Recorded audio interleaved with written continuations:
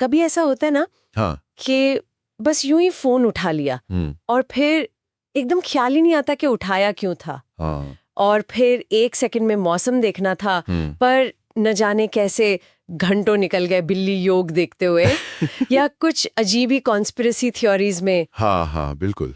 ये तो मतलब रोज की बात हो गई आजकल कई लोगों के लिए, और ये कोई इत्तेफाक नहीं है। हाँ, लगता तो यही है।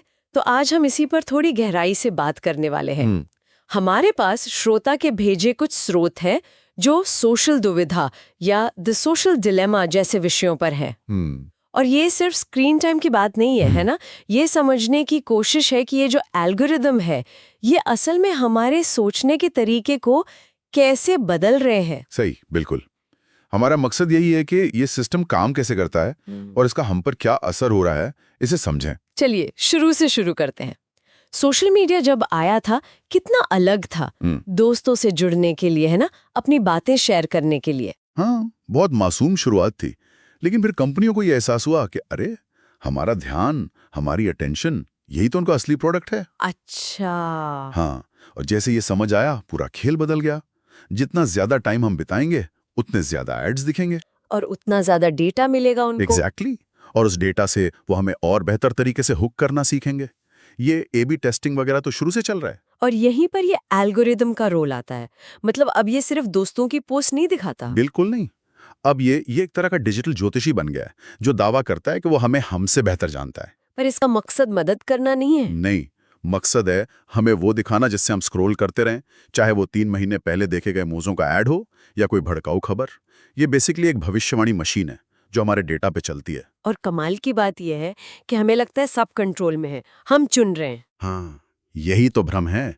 असल में एल्गोरिथम ने हमारे लिए एक रास्ता बना दिया है। जैसे मान लीजिए आपने सेहत से जुड़ा कोई वीडियो लाइक किया, तो ऐप ने सीखा, अच्छा इनको वेलनेस में रुचि है। फिर आपकी फीड वो योग, डाइट टिप्स, चमत्कारी कॉफी, इन सब से भर जाएगी। इसी को इको चेम्बर कहते हैं, प्रतिध्वनि कक्ष। हाँ, इको चेम्बर मतलब आप अपनी ही आवाज की गूंज सुनते रहते हैं।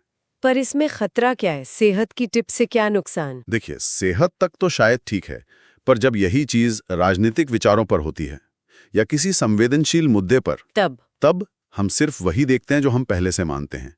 दूसरे नजरिए दिखते ही नहीं। इससे सोच संकीर्ण होती है, ध्रुवीकरण बढ़ता है, और ये बदलाव इतना धीरे धीरे होता है कि पता भी नहीं चलता। और इसमें वो लत वाली बात भी है। हर लाइक, हर नोटिफिकेशन पर दिमाग में वो डोपामीन रिलीज होता है। बिल्कुल, ये बिल्कुल स्लॉट मशीन जैसा है।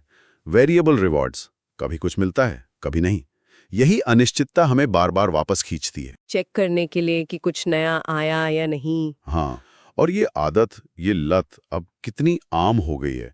खाते हुए फोन, बाथरूम में फोन, उठते ही सबसे पहले फोन। नतीजा नींद की दिक्कतें, एंग्जाइटी, वो FOMO, fear of missing out, और हमेशा अपनी लाइफ को दूसरों की ऑनलाइन परफेक्ट लाइफ से कंपेयर करना। और ये सब मतलब जानबूझ के किया गया है ना। ये कंपनियां बाकायदा मनोवैज्ञानिकों को हायर करती हैं। बिल्कुल। यूएक्स एक्सपर्ट्स, बिहेवियरल साइंटिस्ट्स, पूरी टीम्स है। उनका काम ही यही है कि ऐप को ऐसा बनाया जाए कि हम छोड़ ही ना पाए। हर रंग, हर आवाज, हर नोटिफिकेशन का टाइम, सब कैलकुलेटेड है। वो फीड रिफ्रेश करने के लिए नीचे खींचना सच में स्लॉट मशीन जैसा ही लगता है। लगता नहीं, वो डिजाइन ही वैसा किया गया है। तो इस मॉडल का सच क्या है? सच ये है कि हम ग्राहक नहीं है, हम प्रोडक्ट हैं। हाँ, हमारा ध्यान, हमारा डेटा, यही असली करेंसी है। मकसद कनेक्शन नहीं, मकसद है डेटा, डॉलर और डोमिनेंस। तो अब क्या करें? क्या ऐप डिलीट कर दें? शायद वो सबके लिए हल ना हो, पर जागरूकता वो सबसे जरूरी है। ये समझना कि हो क्या रहा है।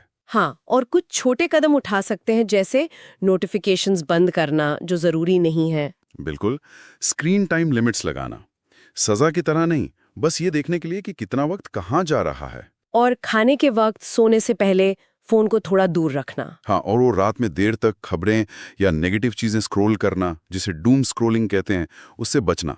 ये छोटे बदलाव भी काफी फर्क ला सकते हैं ना। थोड़ा कंट्रोल वापस महसूस होता है। बहुत फर्क ला सकते हैं। मानसिक शांति मिलती है। एक बार आप ये समझ गए कि ये खेल कैसे चल रहा है, तो आप इसे अपने तरीके से खेल सकते हैं। जागरूकता ही सबसे बड़ा बचाव है। तो कुल मिला के बात यह है कि सोशल मीडिया अपने आप में बुरा नहीं है।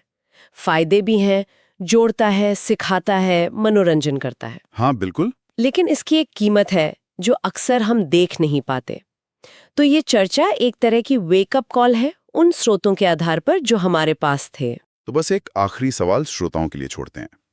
अगली बार जब आप खुद को बिना सोचे समझे स्क्रॉल करते हुए पाएं, तो एक पल रुकिए और सोचिए, अभी कंट्रोल किसके हाथ में है, आपके या मशीन के? और क्या ये सिर्फ आपकी फीड को बदल रहा है या आपके सोचने के तरीके और दुनिया को देखने के नजरिए को भी?